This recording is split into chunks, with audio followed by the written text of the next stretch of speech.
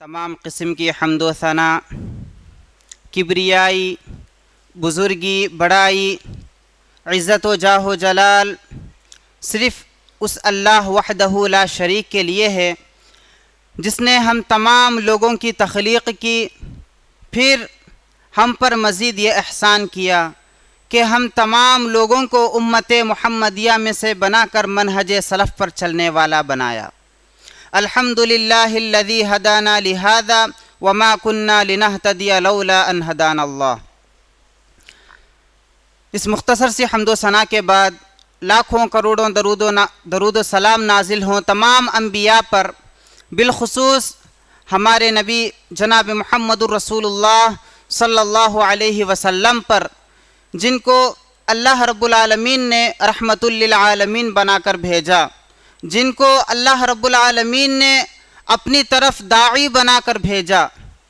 اللہم صلی علی محمد وعلی آل محمد کما صلیت علی ابراہیم وعلی آل ابراہیم انک حمید مجید۔ اللہم بارک علی محمد وعلی آل محمد کما بارکت علی ابراہیم وعلی آل ابراہیم انک حمید مجید۔ حاضرین جمعہ، آج کے اس خطبے میں میں آپ کے سامنے جس موضوع سخن کو لے کر کھڑا ہوا ہوں وہ ہے عصر حاضر میں دعوت الی اللہ کی اہمیت، فضیلت اور اس کے تقاضے۔ حاضرین جمعہ، ہم تمام لوگ بخوبی یہ بات جانتے ہیں کہ اللہ رب العالمین نے جب آدم علیہ السلام کی تخلیق کی تو اس کے بعد اللہ رب العالمین نے ان کو زمین پر اتارا۔ اللہ رب العالمین کا یہی مقصد تھا کہ ہم اس کی عبادت کریں، ہم اس کی وحدانیت کا اقرار کریں، اور صرف ہم تک ہی عبادت نہ کریں بلکہ دوسروں کو بھی اس کی طرف بلائیں، دوسروں کو بھی نیکی کا حکم دے اور برائی سے روکیں۔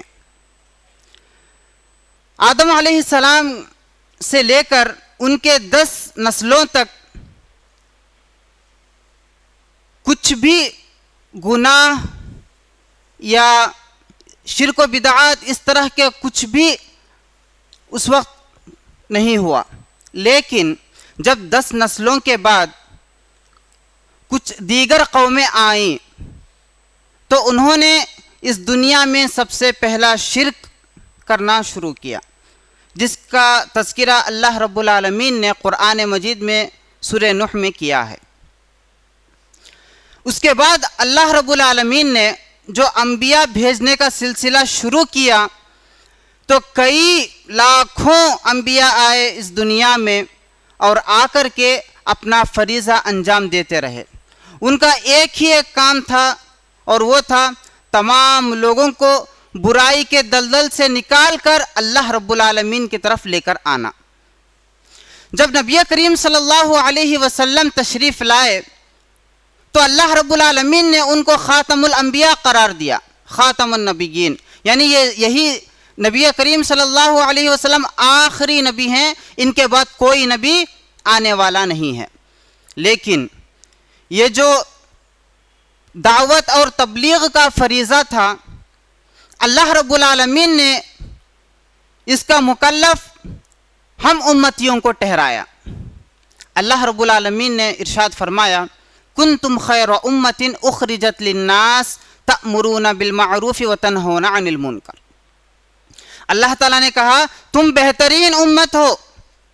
بہترین امت کے ساتھ اللہ رب العالمین نے 2 چیزوں کی شرط لگا دی۔ بہترین امت ہم کب ہوں گے؟ اسی وقت ہوں گے جب ہم بھلائی کا حکم دیں گے اور برائی سے روکیں گے۔ تو اللہ رب العالمین نے قرآن مجید کو جب نازل کیا تو اسی قرآن مجید میں اللہ رب العالمین نے کئی آیتوں میں اپنی طرف لوگوں کو بلانے کا حکم دیا۔ اس طرح کی دیگر آیتیں اللہ رب العالمین نے کئی مقامات پر اس کا ذکر کیا ہے۔ لیکن سب سے پہلے ہم یہ جانیں گے کہ دعوت اللہ کا مفہوم کیا ہے. دعوت اللہ کہتے کسے ہیں؟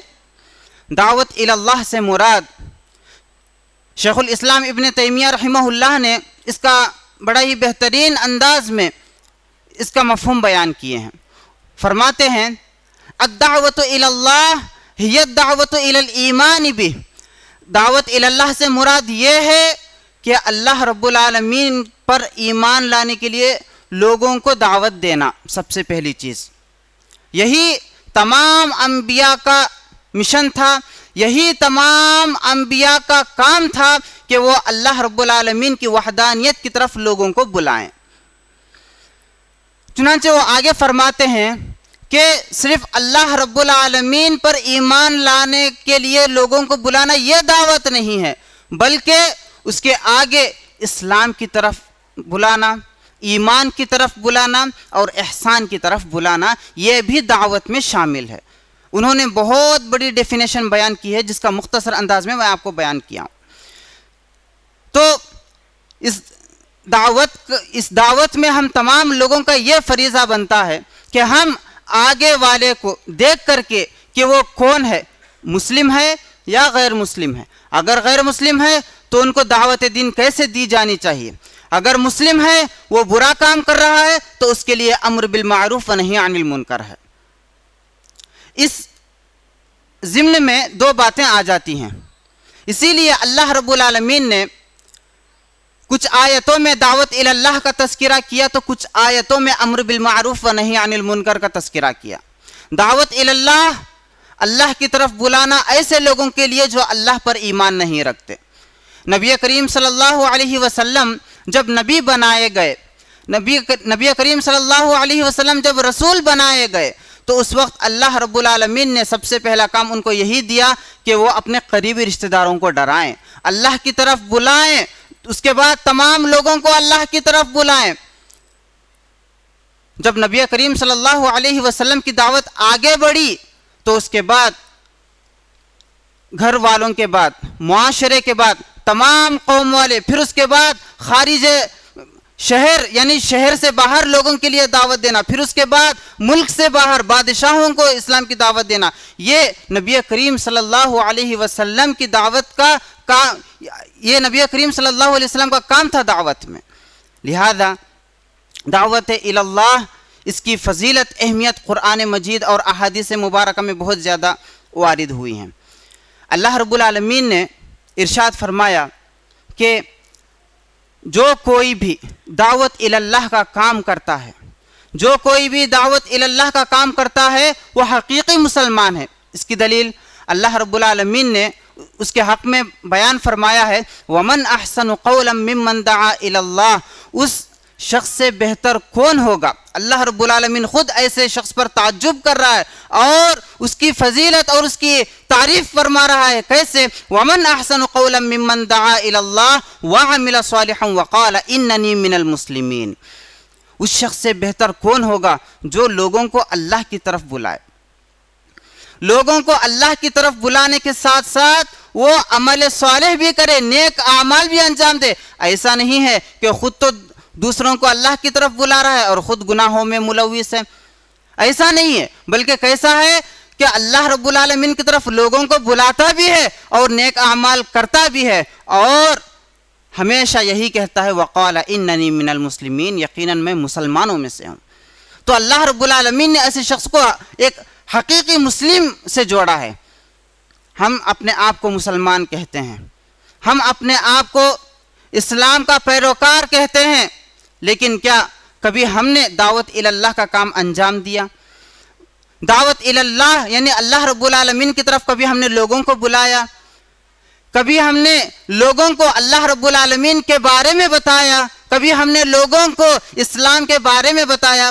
کبھی ہم نے لوگوں کو نبی کریم صلی اللہ علیہ وسلم کے بارے میں بتلایا؟ کبھی ہم نے لوگوں کو قرآن مجید کے سلسلے میں کیا تعلیمات ہیں, اس کی کیا تعلیمات ہیں, یہ ہم نے لوگوں کو بتایا؟ اسی وجہ سے نبی کریم صلی اللہ علیہ وسلم نے ارشاد فرمایا اے لوگو تم امر بالمعروف و نہی عن المنکر کرتے رہنا, دعوت الی اللہ کا کام کرتے رہنا, ورنہ یاد رکھو اللہ کے رسول صلی اللہ علیہ وسلم نے ارشاد فرمایا یاد رکھو کہ اگر تم نے اس کام کو چھوڑ دیا اللہ رب العالمین تم پر عذاب نازل کرے گا۔ اب اللہ رب العالمین کا عذاب سے مطلب یہ نہیں ہے کہ آسمان پھٹ جائے گا، زمین پھٹ جائے گی۔ عذاب سے مراد صرف یہی عذاب نہیں ہے، بلکہ قحط سالی بھی ایک عذاب ہے، ظالم حکمرانوں کا ہم پر مسلط ہونا یہ بھی ایک عذاب ہے، ہم پر ظلم و بربریت کا ہونا یہ بھی ایک عذاب ہے۔ اللہ کے رسول صلی اللہ علیہ وسلم نے ارشاد فرمایا کہ اگر تم نے دعوت اللہ کا کام انجام نہ دیا تو یاد رکھنا اللہ رب العالمین تم پر عذاب نازل کرے گا، پھر اس کے بعد تم اگر اللہ تعالیٰ سے سچی دعا بھی کرو گے تو تمہاری دعا قبول نہیں ہوگی۔ اللہ کے رسول صلی اللہ علیہ وسلم نے یہاں تک وعید بیان فرمائی ہے۔ لہذا انہی آیات اور احادیث کے پیش نظر علماء نے ہر ایک مسلمان پر ہر مسلمان پر دعوت اللہ کے کام کو فرض قرار دیے ہیں۔ لہذا اللہ رب العالمین نے قرآن مجید میں ارشاد فرمایا ادعو الی سبیل ربک بالحکمت والموعظۃ الحسنہ۔ اب یہاں پر اللہ رب العالمین نے دعوت اللہ کا کیا منہج ہونا چاہیے، اس کا کیا اسلوب ہونا چاہیے، اس کو اللہ رب العالمین نے ارشاد فرمایا ادعو الی سبیل ربک، یعنی اے لوگو اللہ کے رسول صلی اللہ علیہ وسلم کو اللہ تعالیٰ نے حکم دیا، لیکن اللہ کے رسول صلی اللہ علیہ وسلم کو حکم دینا گویا کہ اللہ رب العالمین کا اس امت کو حکم دینا ہے۔ ادعو الی سبیل ربک، اللہ رب العالمین کے راستے کی طرف تم لوگوں کو بلاؤ، کیسے؟ بالحکمہ، حکمت کے ساتھ، والموعظۃ الحسنہ، اچھی نصیحت کے ساتھ، وجادلہم باللتی ہی احسن۔ اس کے بعد تیسری چیز میں اللہ رب العالمین نے ارشاد فرمایا کہ اگر لڑائی جھگڑا ہو جائے، دعوت اللہ کے کام میں لڑائی جھگڑا ہو جائے تو لڑائی جھگڑے بھی کیسے ہونی چاہیے؟ ہی احسن، اچھے انداز سے جھگڑو۔ ایسا نہیں ہے کہ تمہارے اخلاق برے ہو جائیں آگے والے کے حق میں، ایسا نہیں ہے کہ اپنے اخلاق کو اپنے آپے سے باہر نہ کرو، اپنے اخلاق کو ان کے سامنے برا نہ کرو، اچھے انداز کے ساتھ، اچھے انداز میں ان کے ساتھ لڑو۔ تو اللہ رب العالمین نے 3 مناہج بیان فرمائے دعوت اللہ کے۔ لہذا اگر ہم قرآن مجید کا مطالعہ کریں، احادیث کا مطالعہ کریں تو معلوم ہوگا کہ انبیاء نے کس طرح سے دعوت دی ہے۔ پورے قرآن مجید دعوت اللہ کے اسلوب سے بھری پڑی ہے۔ ایک باپ کو کیسے دعوت دینی ہے، ایک بیٹے کو کیسے دعوت دینی ہے، گھر والوں کو کیسے دعوت دینی ہے، معاشرے کو کیسے دعوت دینی ہے، اللہ تعالیٰ نے مثالیں دے کر کے، انبیاء کے واقعات بیان کر کے اللہ رب العالمین نے ان دعوت کی مثالوں کو بیان کیا ہے۔ اگر ہم نوح علیہ السلام کی زندگی کو پڑھیں گے، نوح علیہ السلام کی زندگی اللہ تعالیٰ نے ان کے سلسلے میں بیان فرمایا کہ جب اللہ رب العالمین نے انہیں ان کے قوم والوں کے پاس بھیجا تو وہ ان کے قوم میں کتنے سال ٹھہرے رہے؟ فَلَبِثَ فِيهِمْ أَلْفَ سَنَةٍ إِلَّا 50 عَامًا، 950 سال تک، 950 سال، ایک دن نہیں، ایک ہفتہ نہیں، ایک مہینہ نہیں، ایک سال نہیں، 10 سال نہیں، 100 سال نہیں، بلکہ مکمل 950 سال تک وہ دعوت و تبلیغ کا کام کرتے رہے۔ دعوت و تبلیغ کا کام 950 سال تک کرتے رہے، لیکن ایمان کتنے لوگ لے کر آئے؟ صرف 80 لوگ ایمان لے کر آئے، لیکن پھر بھی انہوں نے دعوت کا کام نہیں چھوڑا۔ اور آج ہم ہیں کہ اللہ رب العالمین نے ہم تمام پر اس ذمہ داری کو مکلف کیا ہے، دعوت اللہ کا کام ہم تمام لوگوں کو سونپ دیا ہے، لیکن ہم ہیں کہ خراٹے کی نیند سو رہے ہیں، ہمیں پتہ ہی نہیں، بس یہ سمجھ رکھے ہیں کہ علماء ہیں، کچھ لوگ ہیں اس مشن پر لگے ہوئے، وہی دعوت اللہ کا کام انجام دے دیں گے، ہم کیا ہے، ہم صرف عبادت کر لیں گے وقت آنے پر، بس ہمارا کام ہو گیا، پھر اس کے بعد ہم اپنے لیے جنت کا تصور کرنے لگتے ہیں۔ بالکل غلط سوچ ہے۔ قرآن مجید کو پڑھیں، معلوم ہوگا کہ اللہ رب العالمین نے کس طرح سے لوگوں کو ڈانٹ بھی پلائی ہے، مثالیں بھی دیے ہیں۔ چنانچہ اللہ رب العالمین نے بنی اسرائیل کا ایک واقعہ بیان فرمایا ہے سورۃ الاعراف میں۔ اس کے ضمن میں کئی مفسرین نے یہی لکھا ہے کہ اگر کوئی قوم یا کچھ لوگ صرف عبادت کا کام کرتے رہے, وہ دعوت اللہ کا کام کرتے رہے, لیکن دعوت اللہ کا کام انجام نہ دیے ہوں, صرف عبادت انجام دے رہے ہوں, تو ایسے لوگوں پر بھی اللہ رب العالمین کا عذاب نازل ہوگا. اللہ تعالیٰ نے ارشاد فرمایا وَإِذْ قَالَتْ أُمَّةٌ مِّنْهُمْ لِمَ تَعِظُونَ قَوْمًا اللَّهَ. بنی اسرائیل میں 3 قومیں تھیں. ایک قوم صرف برائی کرتی تھی, صرف برائی, وہ عبادت نہیں کرتی تھی. دوسری قوم تھی صرف عبادت کر کے اپنے حد تک صحیح یہی سوچ کر کے خاموش بیٹھ جایا کرتی تھی. تیسری قوم تھی جو ان برائی کرنے والوں کو برائی سے روکا کرتی تھی, اور اسی طرح جو عبادت کرنے والے لوگ تھے ان سے یہی کہتی کہ اے لوگو, اللہ رب العالمین ایسے لوگوں کو ہلاک کرنے والا ہے, عذاب دینے والا ہے, تم کیوں انہیں نہیں روکتے برائی سے؟ وہ لوگ کہتے کہ ہمیں کیا, معذرتاً, قالوا معذرتاً, ہم معذرت کر دیتے ہیں, ہم ان لوگوں کو نہیں سمجھائیں گے, وہ برائی کر رہے ہیں تو برائی کرنے دو. جب اللہ رب العالمین کا عذاب نازل ہوا تو اللہ رب العالمین نے کہا یعنی ہم نے ان لوگوں کو بچا لیا, ان لوگوں کو ہم نے نجات دے دی جو برائی سے روکا کرتے تھے, برائی سے روکا کرتے تھے, ہم نے ان کو نجات دے دی. اور جو لوگ ظلم کرنے والے تھے, یعنی جو برائی کرنے والے تھے اور اسی طرح جو صرف برائی کو دیکھ کر خاموش رہتے تھے, اللہ رب العالمین نے ان دونوں قوموں کو کیا کر دیا, ہلاک و برباد کر دیا. آج ہم اپنے ماحول کا جائزہ لیں, ہمارے ملک کا جائزہ لیں, اور اپنے نفس کا جائزہ لیں, اور قرآن مجید کی تعلیمات کی روشنی میں ہم غور و فکر کریں کہ اللہ رب العالمین کے عذابات کس طرح سے نازل ہو رہے ہیں اور ہمیں معلوم بھی نہیں پڑ رہا ہے. اللہ رب العالمین نے قرآن مجید میں سورہ انبیاء میں یونس علیہ السلام کا تذکرہ بیان فرمائے. ان کے بارے میں ہر کوئی جانتا ہی ہے. یونس علیہ السلام کے سلسلے میں یہ اپنی قوم کو دعوت دیتے رہے, لیکن جب ان کے قوم والوں نے جواب دینے سے انکار کر دیا, یعنی اللہ رب العالمین پر ایمان لانے سے انکار کر دیا, تو وہ اللہ رب العالمین کی اجازت کے بغیر اپنے وطن سے نکل گئے. جب وطن سے نکل گئے تو اللہ رب العالمین نے ان کو بھی سبق سکھایا, یعنی ایک نبی کو اللہ رب العالمین نے ایسا سبق سکھایا کہ پھر وہ جب اپنے قوم والوں کے پاس لوٹے تو ان کے قوم والے ایمان لا چکے تھے. کہنے کا مقصد صرف یہ ہے کہ ہم جو مسلمان ہیں, ہم پر جو اللہ رب العالمین نے ذمہ داری عائد کی ہے, اگر ہم نے اس ذمہ داری سے اسی طرح بھاگے جس طرح سے نوح علیہ السلام چھوڑ کر چلے گئے تھے بیزار آ کر کے, تو ہم پر بھی اللہ رب العالمین اسی طرح کا عذاب نازل کر کے, یعنی اللہ رب العالمین ہم پر طرح طرح کے عذابات نازل کر کے اسی طرح کا سبق سکھائے گا, بلکہ اس سے برا سبق سکھائے گا. لیکن ہم تمام لوگ یہ بات بخوبی جانتے ہیں کہ گناہ اگر ہو جائے تو گناہ بخشوانے کے ذرائع بھی ہیں. اگر کوئی یہ سمجھتا ہے کہ ہم اب تک گناہ کرتے آئے ہیں, اگر کوئی یہ سمجھتا ہے کہ ہم ابھی تک گناہ کرتے آئے ہیں, تو اس کے لیے اللہ رب العالمین نے توبہ کا دروازہ بھی کھولا ہے.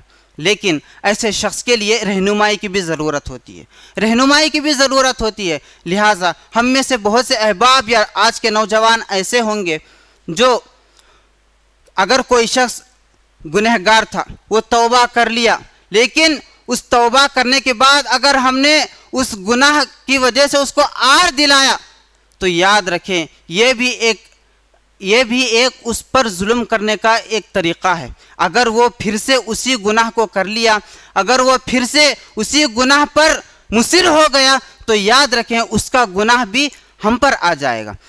کہنے کا مقصد صرف یہ ہے کہ ہم دعوت اللہ کے کام میں کسی کے گناہ پر آر نہ دلائیں. دعوت اللہ کا کام ہمیں اسی طرح کرنا چاہیے جس طرح سے نبی کریم صلی اللہ علیہ وسلم نے انجام دیا. اللہ رب العالمین نے جب شریعت نازل فرمائی, جب لوگ مدینہ منورہ کو آ گئے, آنے کے بعد اللہ رب العالمین نے کچھ چیزیں, کچھ گناہوں کو فوراً حرام قرار نہیں دیا, بلکہ بتدریج, یعنی اللہ رب العالمین نے سب سے پہلے شراب کے سلسلے میں یہ حکم بیان فرمایا کہ اے لوگو جو تم میں سے ایمان لائے ہو، تم لوگ نماز کے اگر تم شراب کے حالت میں ہو تو نماز کے قریب نہ آنا۔ اس کے بعد کچھ لوگ کیا ہے نماز جیسی اہمیت والی عبادت کے سلسلے میں جب یہ سوچنے لگے کہ ہمیں شراب کی حالت میں نماز نہیں پڑھنی ہے تو شراب آہستہ آہستہ چھوڑنے لگے۔ پھر اس کے بعد اللہ رب العالمین نے شراب کو حرام قرار دیا۔ اسی طرح بتدریج ہمیں بھی دعوت الی اللہ کا کام انجام دینا ہے۔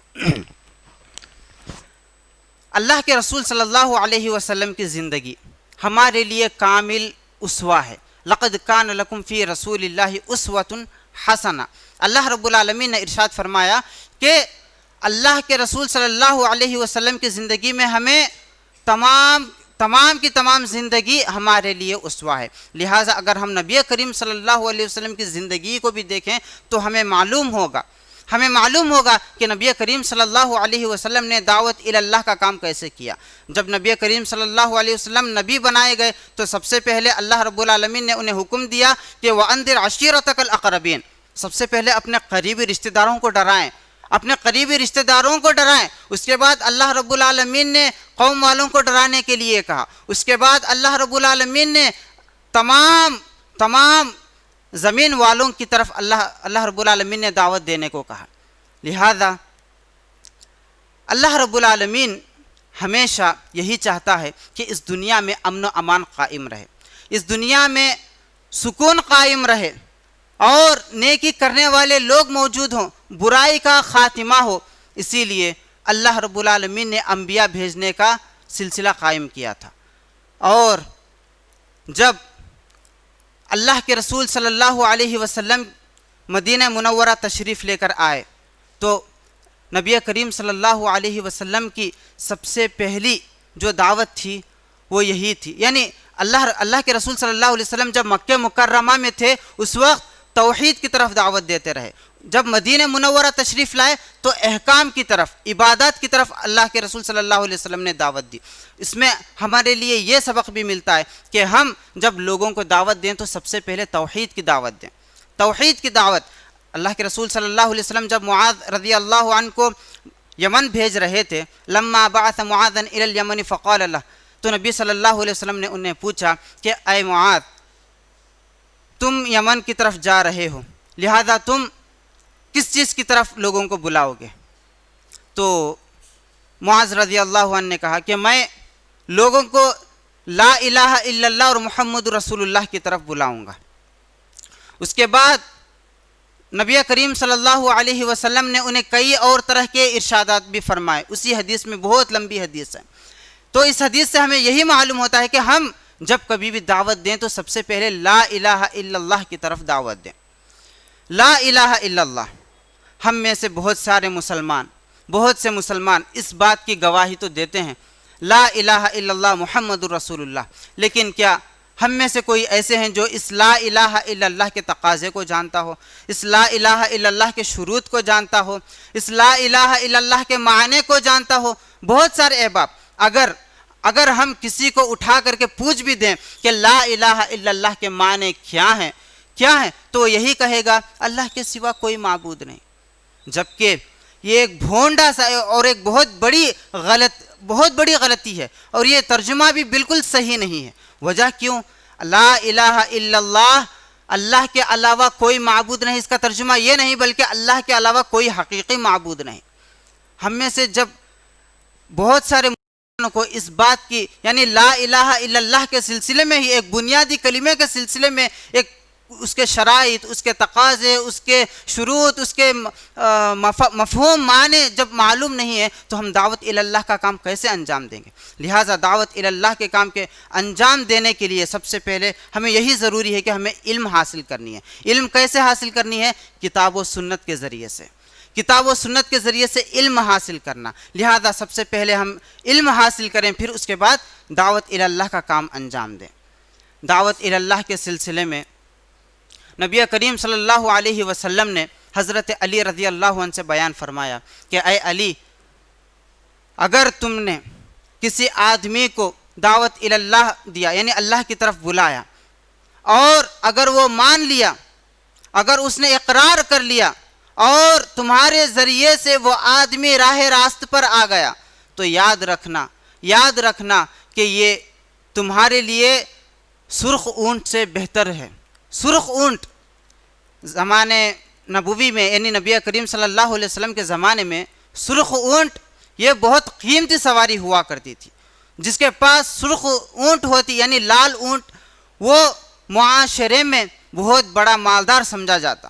لیکن نبی کریم صلی اللہ علیہ وسلم نے کہا کہ اس سرخ اونٹ سے بھی بہتر تمہارے لیے یہی ہے کہ تم کسی آدمی کو اسلام کی طرف بلاؤ اور وہ آدمی تمہاری دعوت کو قبول کر لے، یہ تمہارے لیے بہتر ہے۔ لیکن آج کے معاشرے میں اور ہندوستانی حالات کے حساب سے اگر ہم دعوت اللہ کا کام انجام دیں، دعوت اللہ کا کام اگر ہم ذمہ داری سے نبھائیں، تو اللہ رب العالمین یقیناً ہم پر رحمت برسائے گا۔ اللہ رب العالمین نے قرآن مجید میں ارشاد فرمایا، والمؤمنون والمؤمنات بعضهم اولیاء بعض، مومن مرد آپس میں ایک دوسرے کے دوست ہیں، والمؤمنات اور اسی طرح مؤمنہ عورتیں آپس میں ایک دوسرے کی سہیلیاں ہیں۔ اس کے بعد اللہ رب العالمین نے ایسے مومن مرد اور ایسے مومن عورتوں کے اوصاف بیان فرمایا کہ یہ ایسے لوگ ہوتے ہیں جو آپس میں ایک دوسرے کو بھلائی کا حکم دیتے ہیں، پھر اس کے بعد آپس میں ایک دوسرے کو برائی سے روکتے ہیں، وَيُطِيعُونَ اللَّهَ وَرَسُولَهُ، اور اللہ اور اس کے رسول کی اطاعت کرتے رہتے ہیں۔ اس کے بعد اللہ تعالیٰ نے کہا أُولَٰئِكَ سَيَرْحَمُهُمُ اللَّهُ، یہی وہ لوگ ہیں جن پر اللہ رب العالمین اپنی رحمت نازل فرمائے گا۔ اپنی رحمت اللہ رب العالمین ایسے لوگوں پر ہی نازل فرمائے گا۔ آج ہم اللہ کی رحمت کے سوالی ہیں، آج ہم اللہ کی رحمت کے منتظر ہیں، لیکن اللہ کی رحمت ہم پر کیوں نہیں آ رہی؟ اسی وجہ سے کیونکہ ہم نے امر بالمعروف و نہی عن المنکر اور دعوت اللہ کا فریضہ چھوڑ دیا۔ دعوت اللہ کی طرف لوگوں کو بلانا چھوڑ دیا۔ ہم خود نماز کے لیے آ رہے ہیں، تو اگر دیکھ رہے ہیں کہ گھر والوں میں سے کوئی خالی بیٹھا ہوا ہے، بھائی، باپ، بیٹا خالی بیٹھا ہوا ہے، اس کو بھی ساتھ لے کر کے آئیں۔ اللہ رب العالمین نے قرآن مجید میں ارشاد فرمایا، یا ایھا الذین آمنوا قوا انفسکم واہلیکم نارا۔ اللہ رب العالمین نے صرف قوا انفسکم نہیں کہا بلکہ وہ اہلیکم بھی کہا، یعنی اے لوگو، اے ایمان والو، تم اپنے آپ کو بھی اور اپنے گھر والوں کو بھی اس آگ سے بچاؤ جس کے ایندھن پتھر اور انسان ہے۔ لہذا دیگر آیتوں میں اللہ رب العالمین نے ارشاد فرمایا، نبی کریم صلی اللہ علیہ وسلم کو حکم دیا، وَأْمُرْ أَهْلَكَ بِالصَّلَاةِ وَاسْتَبِرْ عَلَيْهَا، اے نبی صلی اللہ علیہ وسلم اپنے گھر والوں کو نماز کا حکم دیں، اور اس نماز کو پڑھنے پر آپ ہمیشگی برتتے رہیں، اس پر قائم رہیں ہمیشہ۔ اللہ رب العالمین نے نبی کریم صلی اللہ علیہ وسلم کو گھر والوں کو بھی دینے کا حکم دیا ہے۔ اسماعیل علیہ السلام کے سلسلے میں اللہ تعالیٰ نے ارشاد فرمایا، وَكَانَ يَأْمُرُ أَهْلَهُ بِالصَّلَاةِ وَالزَّكَاةِ، وہ اپنے گھر والوں کو نماز کی پابندی اور روزہ رکھنے کا حکم دیا کرتے تھے اسماعیل علیہ السلام۔ لہذا ہم تمام لوگوں پر سب سے پہلے فرض یہ بنتا ہے کہ ہم سب سے پہلے اپنے آپ کی اصلاح کریں، پھر اپنے گھر والوں کی اصلاح کریں، پھر اس کے بعد معاشرے کی اصلاح کریں، پھر اس کے بعد معاشرے کے بعد اپنے قوم والوں کی اصلاح کریں، پھر اس کے بعد اپنے ملک کی اصلاح کریں۔ تدریج بتدریج اگر ہم یہ کام انجام دیں تو ایک گھر کے سدھرنے سے ماحول سدھرتا ہے، ایک گھر کے سدھرنے سے معاشرہ بھی سدھر جاتا ہے، ایک گھر کے سدھرنے سے اللہ رب العالمین ان کے ذریعے سے اور باقی لوگوں کو بھی ہدایت دے دیتا ہے۔ لہذا یہ ہم پر ہے کہ ہم کتنا اپنے آپ کو سدھارتے ہیں، ہم کتنا اپنے آپ کی اصلاح کرتے ہیں۔ اللہ رب العالمین نے قرآن مجید میں ہم تمام لوگوں کو بہترین امت ضرور کہا ہے، لیکن اگر ہم نے اس امر بالمعروف و نہی عن المنکر اور دعوت اللہ کے فریضے کو چھوڑ دیا تو یاد رکھیں وہ دن دور نہیں کہ اللہ رب العالمین ہم تمام لوگوں کو نیست و نابود کر کے پھر سے ایسی قوم لے کر آئے گا کہ وہ لوگ دعوت اللہ کا کام بھی کریں گی، اللہ رب العالمین کے اس مشن کو آگے بھی بڑھائیں گی، اور اس کے بعد خود بھی عبادت کریں گے اور دوسروں کو بھی اس کا حکم دیں گے۔ لیکن وہ وقت آنے سے پہلے ہم پر ہی یہ ذمہ داری بنتی ہے کہ ہم اپنے آپ کی اصلاح کریں، ہم اپنے گھر والوں کی اصلاح کریں، ہم اپنے آل و اولاد کی اصلاح کریں، اس کے بعد اپنے معاشرے کی اصلاح کریں۔ آج کے دور میں دعوت اللہ کا کام بہت آسان ہے، بہت آسان ہے۔ سوشل میڈیا نے تو اس کام کو اور زیادہ آسان کر دیا۔ بیٹھے بیٹھے آپ لوگ دعوت اللہ کا کام کر سکتے ہیں، سوشل میڈیا کے ذریعے سے امر بالمعروف و نہی عن المنکر کا فریضہ انجام دے سکتے ہیں۔ لہذا اپنے اوقات کو غنیمت جانیں۔ یہ وقت اگر یہ چلا گیا تو پھر آنے والا نہیں، یہ زندگی چلی گئی تو پھر دوبارہ زندگی آنے والی نہیں۔ لہذا ہم تمام لوگوں پر یہ فرض بنتا ہے، ہم تمام لوگوں پر یہ ذمہ داری ہوتی ہے کہ ہم اپنے آپ کی اصلاح کریں اور دوسروں کی بھی اصلاح کریں۔ آخر میں اللہ رب العالمین سے دعا ہے کہ اللہ رب العالمین ہم تمام لوگوں کو اپنے آپ کی اصلاح کرنے کی توفیق عطا فرمائے۔ اللہ رب العالمین ہم تمام کے گھر والوں کی اصلاح فرمائے، ہم تمام لوگوں کو ہمیشہ امر بالمعروف و نہی عن المنکر کا فریضہ انجام دیتے رہنے والا بنائے، ہم تمام لوگوں کو اس کی طرف دعوت دینے والا بنائے۔ آمین۔ وآخر دعوانا ان الحمد للہ رب العالمین۔